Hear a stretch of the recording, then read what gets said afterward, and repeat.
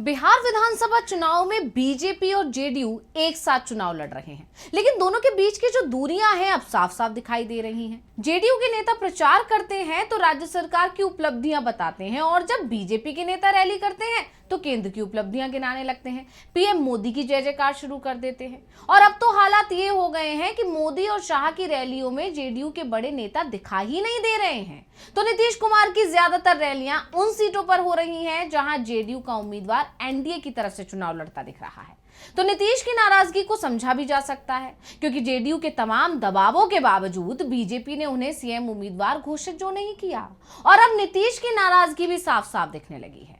PM Modi की रैलियां हो या उनके रोड शो हो, बिहार में हो रहे हैं। पीएम ने जब बिहार में चुनाव प्रचार का आगाज किया था तो नीतीश कुमार भी उनके साथ उनके हर मंच पर दिखाई दे रहे थे, इस उम्मीद से कि शायद पीएम मोदी उनकी सीएम उम्मीदवारी का ऐलान कर देंगे। लेकिन जब नीतीश की उम्मीद टूट गई, चुनाव की तारीखों का ऐलान तक हो गया, लेकिन पीएम मोदी ने नीतीश के नाम का ऐलान नहीं किया, तो नीतीश कुमार ने भी अब पीएम मोदी की रैलियों से दूरी बना ली। यहां तक कि जब पीएम मोदी ने पटना में रोड शो किया तो उस रोड शो का भी नीतीश कुमार ने बहिष्कार कर दिया।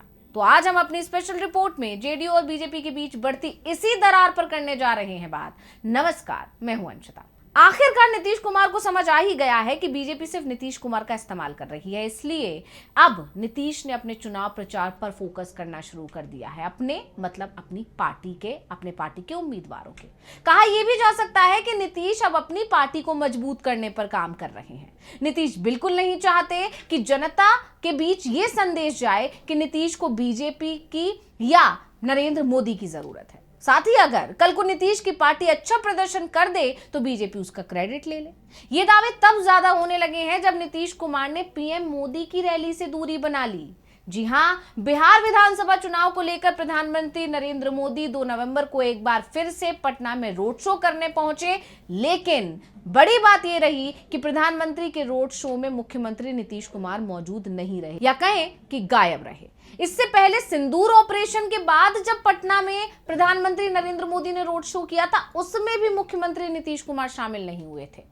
हालांकि उस वक्त मामला अलग था। बीजेपी की कोशिश थी कि इस ऑपरेशन सिंदूर का पूरा क्रेडिट उसे अकेले को मिले, लेकिन जब विधानसभा चुनाव आते आते ऑपरेशन सिंदूर पर कई बड़े खुलासे हो गए। ऑपरेशन सिंदूर कोई काम करता दिखाई नहीं दे रहा है बिहार में। खासतौर पर अमेरिका के राष्ट्रपति डोनाल्ड ट्रंप ने जिस तरह से ये कहा कि उन्होंने भारत के प्रधानमंत्री को धमकी दी, जिसके बाद सीज फायर हो गया, यानी सीज फायर के पीछे ट्रंप का हाथ है, उससे बीजेपी मुश्किल में घिर गई। अब चुनाव में वो ऑपरेशन सिंदूर का जिक्र तक नहीं कर रही है, बल्कि विपक्ष के नेता राहुल गांधी जरूर इसका जिक्र कर रहे हैं और पीएम मोदी को घेरने में जुटे हुए हैं। यहां तक कि राहुल गांधी तो अपने हर जनसभा में चुनौती दे रहे हैं पीएम मोदी को कि बिहार में आए और कहें कि ट्रंप जो बोल रहे हैं वो झूठ बोल रहे हैं। लेकिन पीएम मोदी राहुल को घेरने का काम तो कर रहे हैं, लेकिन उनके इस चुनौती पर कुछ भी जवाब नहीं दे रहे हैं। यानी ऑपरेशन सिंदूर पर तो बीजेपी का प्लान पूरी तरह फेल हो गया, तो उसे नीतीश की फिर से याद आई। लेकिन नीतीश को भी अब एहसास हो रहा है कि बीजेपी उसका इस्तेमाल कर रही है और चुनाव के बाद कोई बड़ा खेला कर सकती है। इसलिए नीतीश ने पटना में पीएम मोदी के रोड शो से दूरी बना ली, जबकि लोकसभा चुनाव के दौरान 12 मई को नीतीश कुमार पटना में जो रोड शो हुआ था पीएम मोदी का, उसमें पीएम मोदी के साथ दिखाई दिए थे। अब जिस तरह से लोकसभा चुनाव के दौरान पीएम के रोड शो में नीतीश का होना, लेकिन विधानसभा चुनाव के दौरान पीएम के रोड शो में नीतीश का ना होना, इसे देखकर समझा जा सकता है कि नीतीश कुमार बिहार में चुनाव भले ही एनडीए के साथ लड़ रहे हैं, मजबूरी है उनकी, लेकिन लड़ अपने अकेले के लिए ही लड़ रहे हैं, अपनी पार्टी के लिए ही लड़ रहे हैं। यानी नीतीश के नेतृत्व में चुनाव लड़ा जा रहा है, ये सिर्फ एक जुमला है, बीजेपी सिर्फ उनका इस्तेमाल कर रही है। ये बात नीतीश कुमार समझ तो बहुत पहले ही गए थे, लेकिन अब वो एक्टिव हो गए हैं और आक्रामक हो गए हैं अपनी पार्टी के चुनाव प्रचार को लेकर, और अब अपनी ही पार्टी पर फोकस कर रहे हैं। यही वजह है कि पीएम के बिहार में होते हुए भी नीतीश अपने प्रचार में लगे रहे। तारापुर, साहिब कमाल, महेशी, सहरसा और उसके बाद मधेपुरा के आलमनगर में जनसभा की, और ये ताबड़तोड़ रैलियां बता रही हैं कि नीतीश अपनी सियासी जमीन बचाने की लड़ाई लड़ रहे हैं, क्योंकि वो ये जान गए हैं कि बीजेपी की जो कोशिश रही है वो पूरी तरह नीतीश को कमजोर करने की, उनकी पार्टी को कमजोर करने की है। सिर्फ यही नहीं, नीतीश कुमार की पार्टी अब सोशल मीडिया के जरिए भी यही संदेश दे रही है कि वो सिर्फ इस पर फोकस कर रहे हैं कि जेडीयू का प्रदर्शन अच्छा रहे, जिससे सत्ता में नीतीश सरकार आए। अब वो एनडीए के सहारे आए या महागठबंधन के सहारे आए, इससे क्या फर्क पड़ता है।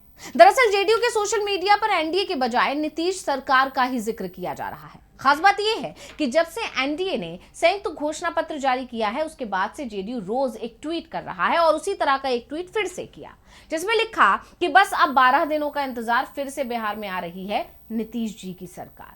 यानी जेडीयू ने काउंटडाउन शुरू कर दिया है। लेकिन गौर करने वाली बात यह है कि इस ट्वीट में वो एनडीए नहीं बल्कि नीतीश सरकार लिख रहा है, जिससे साफ है कि जेडीयू का फोकस सिर्फ नीतीश को सीएम कुर्सी पर बैठाना है। सरकार किसी की भी आए, चाहे एनडीए की चाहे महागठबंधन की, सीएम तो नीतीश ही बनेंगे। और ये संकेत जेडीयू के इस तरह के ट्वीट दे रहे हैं।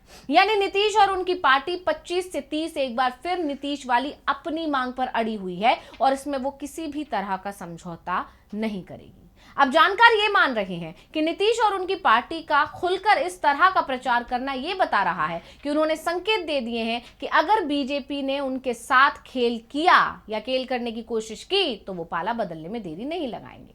लेकिन एक सवाल अब ये भी उठ रहा है कि इतने दिनों तक खामोश रहने के बाद, इतने दिन तक इंतजार करने के बाद आखिर अचानक नीतीश कुमार के तेवर इतने कैसे बदल गए, कैसे वो इतने आक्रामक हो गए। तो आपको बता दें कि इसके पीछे की वजह है चुनाव की तारीखों का ऐलान होते ही बीजेपी ने जिस तरह अपने रंग बदल दिए, उसने नीतीश कुमार को सचेत कर दिया। आप जानते हैं, सबसे पहले अमित शाह ने कन्नी काटी उस सवाल से जिसमें उनसे पूछा गया कि एनडीए की सरकार बनी तो आपका सीएम कौन होगा, यानी सीएम चेहरा आपकी तरफ से किसको बनाया गया है। तो इस पर अमित शाह ने साफ साफ कह दिया, ये मैं तय नहीं कर सकता, ये तो सरकार बनेगी, उसके बाद जो विधायक होंगे वो अपना नेता चुनेंगे। इसके बाद तहलका मचा। यानी एक तरह से अमित शाह ने बता दिया कि नीतीश कुमार के नेतृत्व में चुनाव लड़ा जरूर जा रहा है, लेकिन वो सीएम उम्मीदवार तो बिल्कुल भी नहीं है। इसके बाद सम्राट चौधरी के लिए वोट मांगने पहुंचे अमित शाह और उस रैली में उन्होंने साफ साफ कहा कि सम्राट चौधरी को जिताइए और इन्हें मोदी बड़ा आदमी बनाएंगे, इस बात का वादा हम आपसे करते हैं। क्या कुछ बोले थे अमित शाह, एक बार सुन सकते हैं। और आप भरोसा रखिए, सम्राट जी को प्रचंड बहुमत से जिताइए, मोदी जी सम्राट जी को बड़ा आदमी बनाएंगे, बड़ा आदमी बनाएंगे।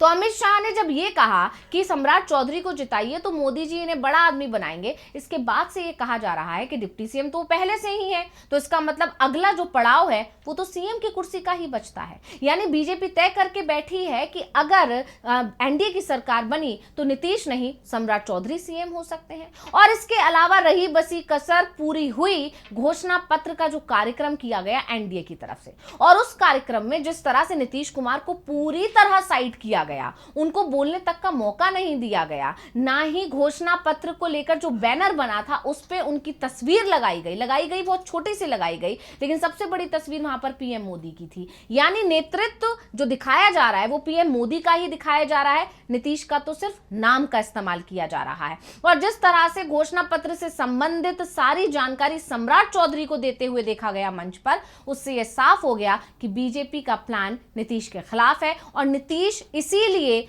अब जेडीयू के उम्मीदवारों की सीटों पर ज्यादा फोकस कर रहे हैं, जिससे नीतीश कुमार ज्यादा से ज्यादा सीट्स जीतकर आ पाए। 101 में से ज्यादा सीटें वो जीतेंगे तो उनके हाथ में एक बार्गेनिंग पावर रहेगी और इसके दम पर वो महागठबंधन हो या एनडीए हो, यानी बीजेपी हो या आरजेडी हो, उससे बार्गेनिंग कर सकते हैं और फिर जो उन्हें सीएम की कुर्सी देगा वो उसकी तरफ चले जाएंगे। ऐसा संकेत उन्होंने दे दिया है और इसीलिए उनके पार्टी की तरफ से हर ट्वीट में, हर बयान में यही बात दोहराई जा रही है कि एक बार फिर बनने जा रही है नीतीश सरकार। तो स्पेशल रिपोर्ट आपको कैसी लगी हमें कमेंट करके अपनी राय जरूर दीजिएगा। इसी के साथ मुझे दीजिए इजाजत, देखते रहिए डीवी लाइव।